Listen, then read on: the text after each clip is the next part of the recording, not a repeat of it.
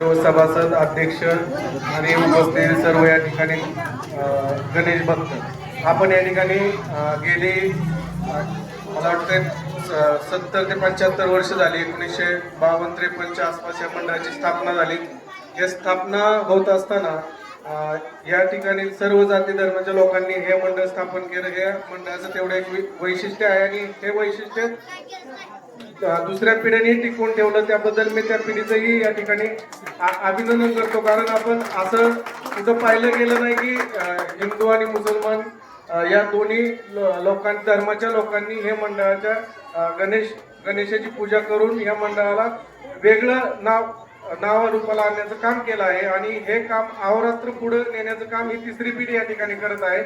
त्या तिसऱ्या पिढीला या ठिकाणी मी एवढा मोठा नाही तरी सल्ला देण्याचं काम या ठिकाणी की आपण ज्यावेळेस हे मंडळ स्थापन केलंय त्या लोकांनी ज्याप्रमाणे या मंडळात काम करत असताना कुठल्याही प्रकारचं राजकीय किंवा सामाजिक मतभेद निर्माण न होता फक्त मंडळाचा जे हेतू आहे की या मंडळाचा हेतू एक आहे की हे 10 दिवस आपण सर्वांनी एकत्र येऊन आपला कार्यक्रम आणि आपल्या गुणागोविंदाने हा कार्यक्रम पूर्ण नेण्यासाठी एक 10 दिवसाचा कार्यक्रम आहे. या 10 दिवसाच्या कार्यक्रमामध्ये सगळ्यांनी एकत्र येऊन कुठल्याही प्रकारचं म्हणजे कसं असतं आपण ज्यावेळेस काम करत असतो त्यावेळेस कोण ना कोण कुठल्या तरी पक्षाच्या किंवा राजकीय विचाराचा असतो.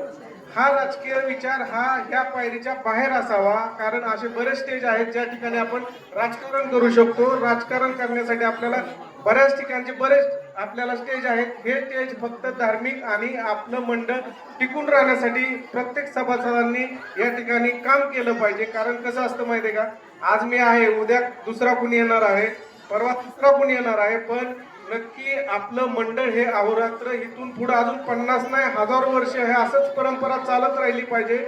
आणि ही परंपरा केव्हा चालणार आहे, ज्यावेळेस आपण ह्या मंडळामध्ये आपण फक्त मंडळाचाच विचार करा.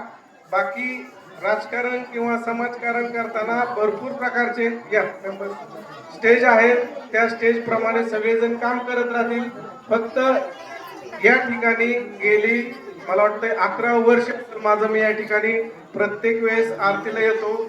आरतीला येत असताना सर्व म्हणजे जेवढे सभासद आहेत सर्वांची नक्कीच मला फोन येतात, आरतीला बोलवतात. सर्वांनी मला हे नेहमीप्रमाणे कधीही फोन केला तरी मी या ठिकाणी आलो आणि आपण सर्वांनी मला या ठिकाणी जो मान सन्मान दिला त्याबद्दल मी सर्वांचं नक्कीच यापुढे आम्ही करेल. आणि कधीही कुठलीही गरज लागली काही लागली माझ्या परीने मी जेवढं करता येईल तेवढं मी नक्कीच आपण सर्वांना देण्याचं योगदान देईल. आणि या ठिकाणी गणपती बाप्पा मंगल मूर्ती.